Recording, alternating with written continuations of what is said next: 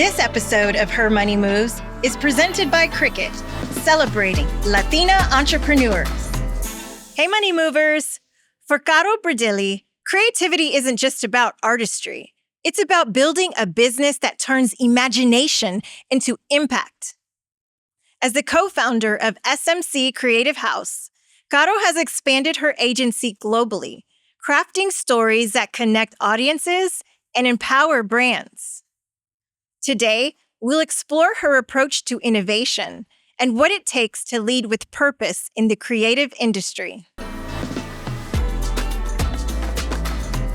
Caro, my Libra Leader sister. So happy that you're here on Her Money Moves, founder and CEO of SMC Creative House, which, we know SMC stands for... Suck My Chic. So what was the inspiration behind your brand? Okay, so it's kind of like a fun but deep story that I love to tell, to be honest. I decided to call my company Suck My Chic because my intention was always working with fashion. As a Latina, Black, plus size, they never let me in. I literally could not penetrate that world unless it was in a very funny, irreverent way. So I decided that Eurocentric standards are not what are going to stop me, so they can all suck my chic. So how did you define your unique approach to storytelling and creative collaboration? Yeah, so I feel like there is this gap between how marketing is made and how people perceive marketing nowadays. And basically, all the people that are studying marketing and producing marketing pieces and creating strategies, they see people as numbers. Our unique approach is because we see people as people. Everybody knows you're selling for them. Everybody knows that you want their attention, you want their click, you want their like. So you either negotiate with them and bring them some value, or you're just gonna die like all the other brands that don't know how to do marketing. So Suck My Chic is from people to people. How do you balance the artistic integrity of your projects with the demands of running a successful business? I mean, you are in 4 different countries. You bootstrapped, correct? I mean, from $17 in your wallet to now a multi-million-dollar company. And that's incredible. How do you balance that? I am not gonna lie, there is no perfect balance. I suffer a lot because I am a very creative person. I literally can come up with 1,000 ideas per hour, and that's where I shine and where I'm the happiest. But when you start a company, there is a lot of bureaucracy involved, and honestly, I wasn't ready for that. I learned, and I've been learning on the go. I did not go to business school, which honestly I think it's a mistake, but I think at this time I already studied so much that I did catch up. Hard knocks. Yeah. But honestly, Stacey, I wish I had been to business school. I think that would make my life way easier. But since I didn't have the time, the money, or the opportunity, I had to learn my own way. And honestly, that does take a lot of away from me, but it's part of having a business. But I'm not gonna lie, I do not have a balance. I overwork and I'm always tired. I mean, it's the truth. How do you ensure that diverse voices remain central to your work? For me, that is not even a question or a matter. That's what my business is. That's the center of the entire thing. Mm-hmm. Because I could not be absorbed by these companies and corporations that I badly wanted to get in, I promised to myself that here the environment would be completely different. So diversity is not even a question or a thing for us. It's our core. It's who we are.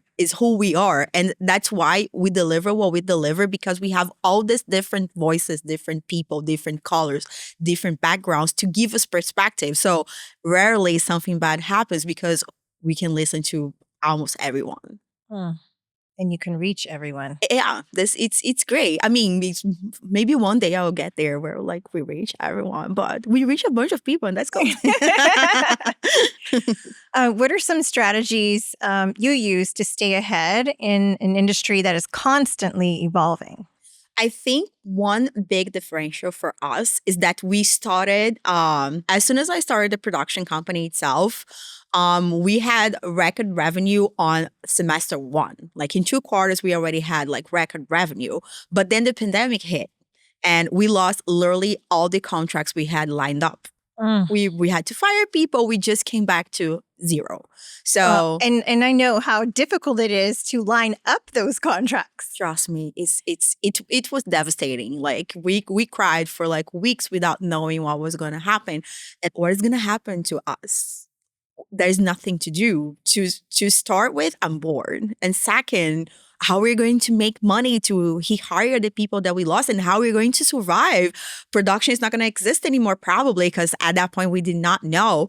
So we started to start like an Instagram platform, an account, just to vent, just to talk about the pandemic, to talk about our feelings, to talk about how creativity was going to survive and how we needed to help each other, and talk about, of course, Black Lives Matter. That was a hot topic for us and will never stop being, because it's part of our core. So we enjoyed the opportunity and we started this social media platform. And I would never imagine that that was going to change my life this much, and also would give me so much leverage, because the people I want to sell for, they're there right in front of me in my own platform, giving me all the answers that I need. When they like what we are proposing, the posts are so successful. When they don't like, you just need to check the data and, keep working. So I think a big leverage for us is not just being an agency, but also being a content platform. And that like give us like a lot of leverage, because we understand how the audience will react almost immediately. How much did data and analytics really impact what you do and how you strategize? Honestly, Stacey, it's literally everything. It's everything. As I told you, there is this gap where people that work with marketing have this big gap to understand that the other person in the other side of the screen is a human. But we cannot ignore the fact that data is your North Star, like is there to guide you if what you're doing is right or not. So we're very data oriented and data analytics, and it's everything. And I do not spend one day without checking stats.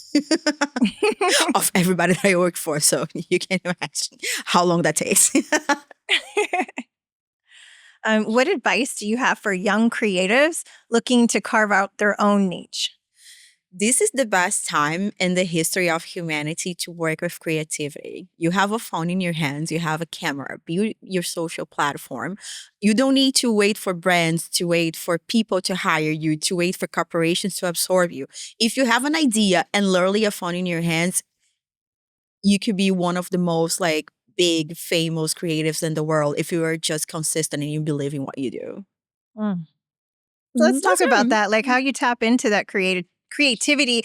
One of the other guests that it had, Emmeline Stewart, has Stewart Cinema, and she's really trying to, and she is doing, advocating and amplifying for creatives to monetize their art and to be able to, hone in on that and really understand their value.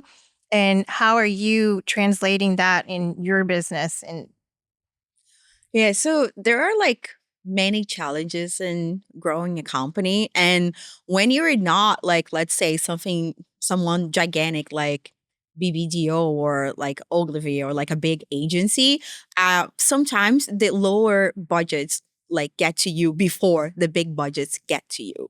But what happens is like, if you find people that can align with your mission and that believe in you, if you're like clear with your mission objectives, you're going to be able to make it. And again, there are so many ways to monetize your creativity in the time that we're living. Like there are people making hundreds of thousands of dollars a month just posting on TikTok, just doing faceless stores on the Instagram, or like creating content for other companies, or becoming amazing social media managers. We just had the Kamala HQ case studies, which was one of the best in the history of social media. It's literally the best time to be on this field. And I was completely against your own profile on social media for years. And I always said, like, my work is going to talk for me. Like, people are going to see what I'm doing. They will want to know who is doing that. But now it's different. We need to take credit for the things that we do. My entire life was building other people and never like really taking myself seriously when it comes to visibility. I have people that are making hundreds of thousands of dollars a month, a year because of the work that I did without taking my own credit for that. I built entire communities. I built platforms for everybody else. So if you're a creative and you're watching this, first, this podcast is fab. And second, get your credit, put it out there. Post it, overpost it, feel embarrassed, but like do something about it. Like show your value and show the things that you've been doing so the right people can reach you. So just going back to your question, what I do recommend is take your credit for everything that you do, put it out, and make sure you create your own platform so you can elevate what you're doing. You were recently recognized with a Stevie Award. First of all, congratulations. Thank you. And tell us what that is. Okay, so this TV Awards is actually like a very traditional awards in the US. I heard that they exist for at least 25 years now. And honestly, when I received the nomination, I was like, oh, cool. When I got to the room and I saw what it was, I was like, whoa, okay, this is like so important. Like that's what I'm saying. I took so long to engage with initiatives in order to promote my own platform that this initiatives like the Stevie Awards, which is amazing, never like, came to me as a possibility. And they literally gave me like the bronze awards for best female entrepreneur for business services. I was in the room with like literally gigantics in my industry, from like Condé Nast, from Ogilvy, from like all these agencies that are gigantic, and they chose me. That was crazy. I'm still tripping. My mom's very proud. Because you deserve to be there. Thank you. And even more so because you built this company yourself and believed in yourself. Yes, but as Latinas, and we have this generational trauma that we carry around. And one of the heaviest weights that we have is not knowing how to, give ourselves like a pat in the back and recognizing our wins. We're always like, lowballing our wins. We're always like shy. We're always like, trying to be nice to everyone around, but not to ourselves. I feel like I just turned 40. So I think I got to this point in my life where I really went to scream and shout, oh my God, I'm doing this. Thank you everyone that's helping me, but I'm doing it. Yes. That's amazing. So proud of you. Let's talk about Libra Leaders. Yes, let's please talk about Libra Leaders. I'm so happy to, be in this initiative with you. Me too. My fellow Libra leader and everybody that is involved. So Libra Leaders is an initiative by my partner, Laura Moreno Lucas. She's completely and amazing. Yes, she's been her Money Moves guest. Yes, watch her episode. It's really good. But Laura invited me to be a part of this initiative with her because, as you know, she is like a trailblazer when it comes to general partner in a VC that is over $100 million. And there are only 2 Latinas in the US that accomplished something like that. And I identified with her very much when I was working with Latitude Ventures, which was a firm that I love. Honestly, Latitude Ventures for me is home. Latitude is home. I love that initiative. And that's where we met in Miami. Yeah, exactly. Look, I wouldn't be here if it wasn't for Latitude and Latitude Ventures. So I feel like we had this connection that was so strong working together, and we could see we could see that we were, we need to build something else, something that's like completely focused on elevating Latina entrepreneurs. Yes. We're only 0.4% of all the money that are directed in funds to entrepreneurs, and we're like the most are achieving. So I don't understand. Libra Leaders is a company that's necessary and it's here to stay. So I'm really happy to be in this initiative as the CMO. And I feel like we're building a beautiful community. So this is an invite for every Latina that is struggling to get fund or is an investor, like to get to know us better because we're fab. Yes. And we had launched Libra Leaders Yes. here in New York at NASDAQ. Yes. Opening bell. I mean, that was just like legendary. Yes. And we'll be back here again in March for the 1-year anniversary. And a book. Yes, yes. Yeah. So big things happening. Yes. But we are definitely here to support and advocate and promote and fund our Latina entrepreneurs. We have Daniela, of course, who just raised $4 million with Synthetics, which she also has been on her money moves.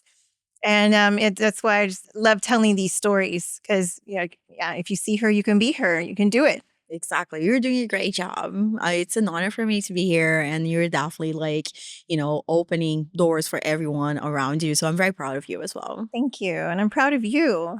Same. Barbie, you're great. So what are you dreaming bigger about next? Where is SMC Creative going? Okay, so I do have this dream where I retire all the people that work with me, the loyal ones. I have this dream where I make an exit and I either sell part of the company or the company in totality and I'm still the creative of the company and I give so much cash for all the people that were around me. But I'm not talking about I'm talking about millions. I really want to retire them. Her money moves. Yes. I really want to make that money move, which is my loyal people that are here with me for almost 5 years now, building this company from the ground. I just want to make them millionaires. I think that's my biggest dream in life. It's important for us as Latinas to recognize and elevate each other, but specifically what is Her Money Moves about and Libra Leaders as well, and SMC as well, to never forget to elevate your fellow Latina. If you're seeing that someone is trying to build a platform or start a company, like their stuff, leave a comment, share. It costs you free. You're every day supporting Kim Kardashian that does not need your support, and your fellow that is there trying to build something just because that makes you uncomfortable that they are trying. Let it go. Support your friends. Give credit to your friends. Don't use your friends' work to pretend that's yours, or give credit to your friends. Give credit to the people that work with you, and let's. We go to so many conferences and events, and the BS about Latina supporting Latina, it's all over, But in the end of the day, we still have that the one Latina complex, and we fail to really elevate each other. Does that make sense? Yes, and we need to collaborate more. Yeah, I'm talking like that as a self-critic as well. It took me a second to understand how I could elevate other people, so I was kind of in a limbo with that as well. So I'm not taking myself out of that equation, but be for real. Be for real. My friend Anastasia says, she's a young person. She's you have to understand the concept of being for real, which is if you're preaching, just do what you're preaching. So I feel it's important to bring that up and make sure that Latinas support Latinas all the way.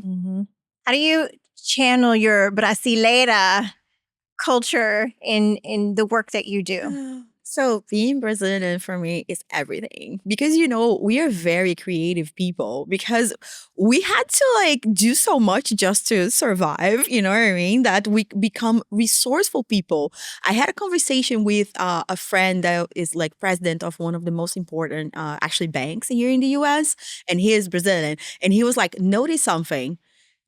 The Brazilians, they will be always the worst, but they always gonna be the best because we are so resourceful and we are know how to do so much with so little that becomes a quality. And also there is something really fun that I wanted to chat with you about, which is it's really hard for Brazilians to identify as Latinos. Don't you think that's crazy? When I moved to the US, I had this discussion, hot discussion with a friend where she was you are Latina. I was no, I'm Brazilian. I'm not Latina. I don't speak Spanish. And it was so hard for me to, because there is this there is this cultural isolation because we are like one of the only that speaks a different Portuguese. languages, that speaks like a different language, like Portuguese. So Fala português. falo português, por favor. So it's really hard for us to understand because if we don't come to the US and have this big perspective of, you know, what the concept of Latinidad means, we are like a little like out of the equation. So this is a claim for all my Brazilians. We are Latinos. We are part of this culture and that's amazing. But for real, being Brazilian is my life. I would not choose to be born anywhere else. My people is warm. My people is creative. It's just like the most warm and creative and amazing and good professionals and, you know, good neighbors that you ever meet. You know that because we are Latinos. So Oh my gosh. you identify. I spent my 40th birthday at Rio Carnival. Oh my God. It was extraordinary to see. I learned so much about the culture and the Awesome. history from seeing all the samba schools every single year have an original composition, have, you know, original costumes, have a whole theme. And, you know, like you said, just making out of nothing, out of very, you know, the samba schools are not very well funded, but wow, they put on this magical visual art. It's even hard to describe. Everybody needs to go and experience that magic. Yes. First, wish I was there for your birthday. Oh yeah. Oh, I had the best time. That sounds so. And second, Carnival is a blessing. Oh, the blocos. Yeah. Also, there is like food. there is something like culture about that that's really like important to mention. For example, I am biracial, being my dad Black and my mom white. But in Brazil, the class and financial segregation is bigger than actually race. Like the we have like race tension, but it's nothing compared with what happens here in the US.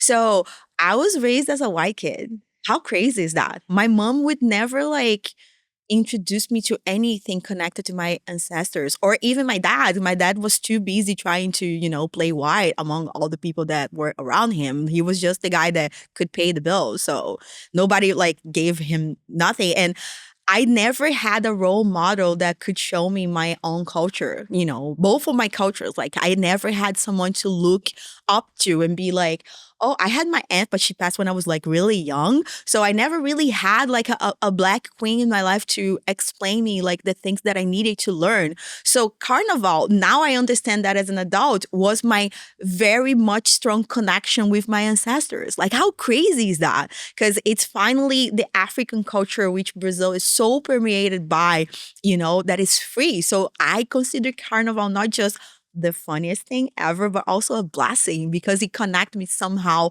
with my culture, with my ancestors, and to understand better my history as a mixed race Brazilian. Beautiful. All right. Well, thank you so much, Caro, for being here on Her Money Moves and looking forward to working together and continuing doing amazing work for all over the world. I mean, I can see it now. We're going to manifest this. Thank you so much for the work that you're doing here at Her Money Moves. Like we really need people like you, you know, to elevate like for real other Latinas. And it's so amazing to be part of this community. Count on me for anything. Thank you. This episode of Her Money Moves was presented by Cricut, celebrating Latina entrepreneurs.